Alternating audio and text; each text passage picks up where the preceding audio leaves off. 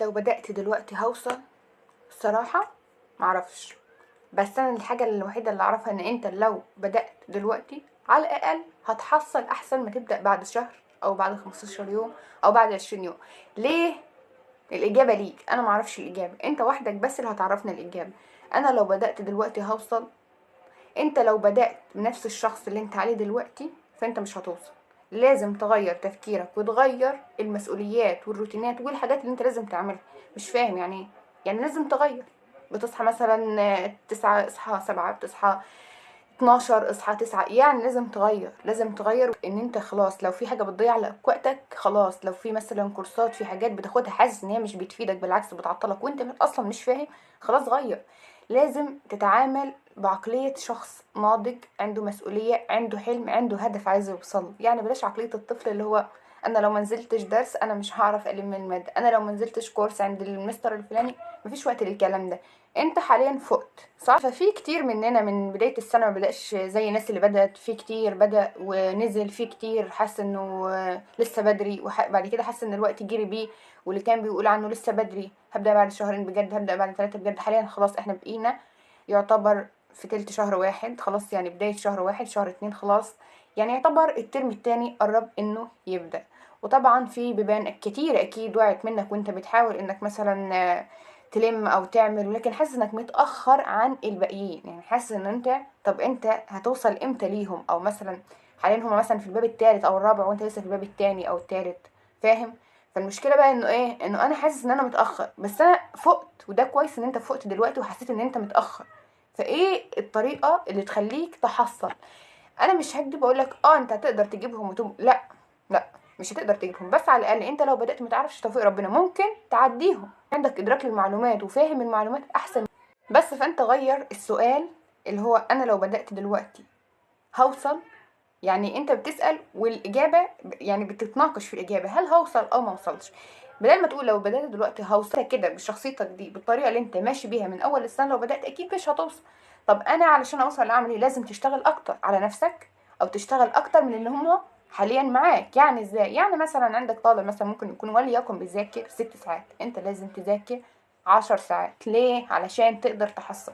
خلينا نكون طبيعيين، انا ما اقدرش اقول كلام غير طبيعي لان انا كنت في الموقف وكنت في الوضع وسألت نفسي السؤال ده 100,000 مرة، والاجابة كانت يا اما اغير من نفسي واغير من الروتين واشتغل اكتر من اللي علشان تقدر توصل لمعلومات اكتر، مش توصل لهم. احنا ما نعرفش هما وصلوا لفين بالمعلومات في دماغهم، هل هم اصلا مستفيدين من المعلومات دي او لا.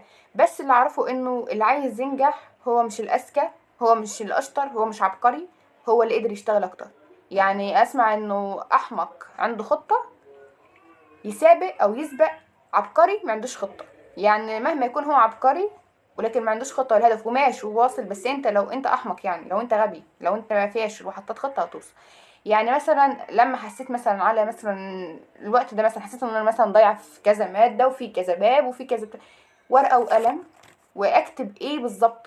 بلاش تتعقدوا من حكايه الروتينات ما هو الانضباط اللي هيخليك تتقدم. انت لو ما حطيتش حاجه تلتزم بيها تعملها عمرك ما هتتقدم، عمرك ما تبدا يوم عشوائي وهتحصل. بالعكس، هتحس في اليوم العشوائي اللي هتبدا فيه مذاكره عشوائيه بطريقه عشوائيه لا انت مرتب ولا عامل ولا حاطط في دماغك هتعمل ايه، ده اكتر يوم بيبقى سيء على اي طالب عامه. وانا مجربه كله كله كله، ولا شخصيه اللي كنت بسمع بروتينات ولا جداول اللي كنت ماشيه ان انا عارفه انا هعمل ايه وخلاص. بس ده غلط، وده قمه الحماقه. يعني ان انا ابدا حاجه، ما انا لو بدات اذاكر في ماده عادي هياخدني الماده تاني انا مقصر فيها وهفضل كده. طب ما اذاكر دي ساعتين خلاص.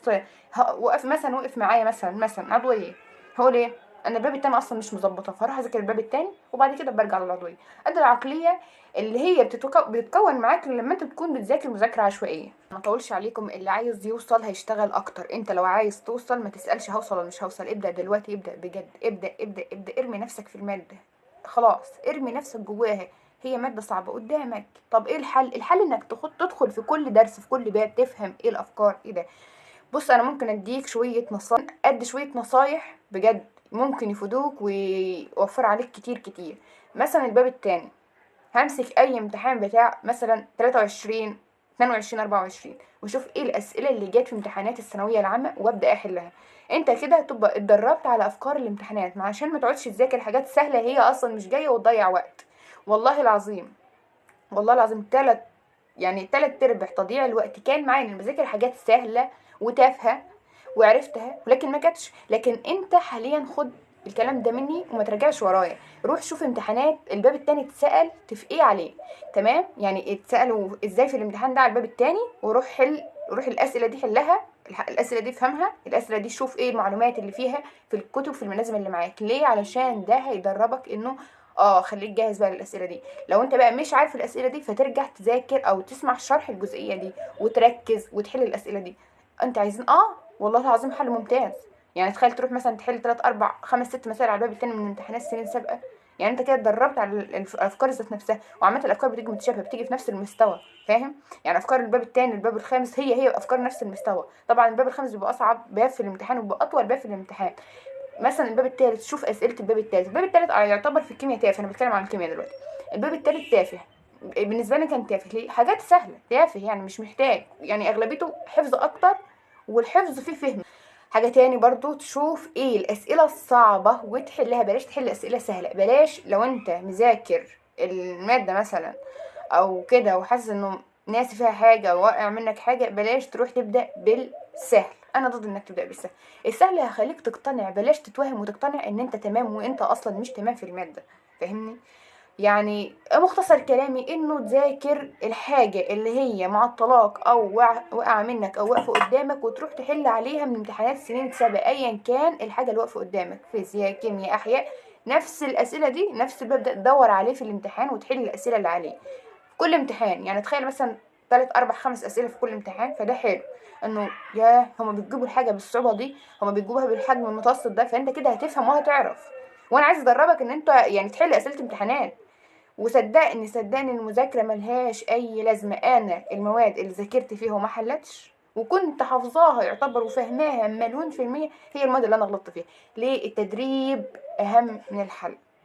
وعلشان أختصر منطولش أكتر من كده، ذاكر وشد حيلك ولسه الوقت قدامك، بس غير طريقة مذاكرتك، غير الطريقة اللي بتفكر بيها إنك إزاي ألم.